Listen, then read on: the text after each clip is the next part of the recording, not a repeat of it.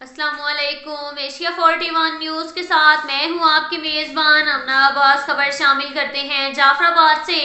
Deputy commissioner جعفر آباد نجیب اللہ ترین کی زیر صدارت استحکام پاکستان کے عنوان سے گول میز کانفرنس میں اتفاق رائے سے فیصلہ کیا گیا۔ ملک میں حقیقی جمہوریت کے قیام، بین المذاہب ہم آہنگی اور سودی نظام کے خاتمے سے معیشت مستحکم اور ملک ترقی و خوشحالی کی جانب گامزن ہو سکتا ہے۔ حکومت فوری طور پر سعودی نظام کا خاتمہ کر کے ملک میں اسلامی نظام کا نفاذ عمل میں لائے۔ گول میز کانفرنس میں علماء کرام، اقلیتی رہنماؤں، سول سوسائٹی کے نمائندوں اور سرکاری آفیسران نے شرکت کی۔ ڈپٹی کمشنر نجیب اللہ ترین نے خطاب کرتے ہوئے کہا کہ وطن عزیز موجودہ حالات میں جغرافیائی اور نظریاتی سرحدوں پر دشمن کا مقابلہ کر رہا ہے۔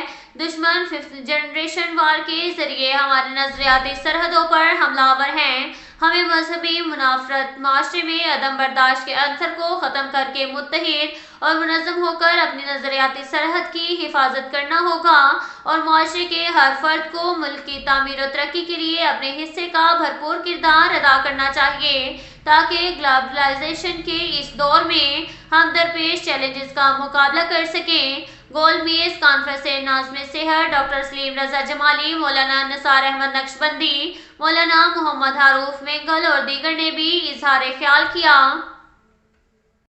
اس کے ساتھ ہی ایک اور خبر شامل کرتے ہیں ڈیرہ مراد جمالی سے۔ ڈپٹی کمشنر نصیر آباد عائشہ ظاہری کی زیر نگرانی انسداد بدعنوانی کے عالمی دن کے موقع پر ریلی کا انعقاد کیا گیا۔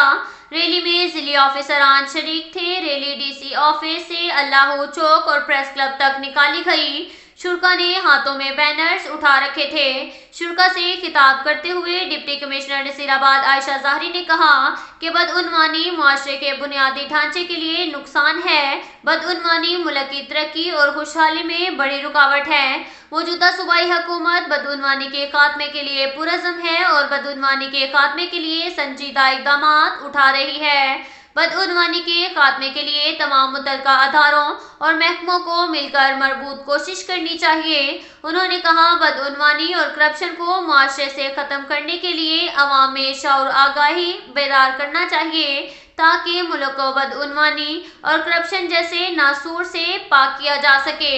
اب تک کے لیے اتنا ہی کافی ہے۔ ملتے ہیں اگلے بلیٹن میں، ہمارے ساتھ رہیے گا۔ اللہ حافظ۔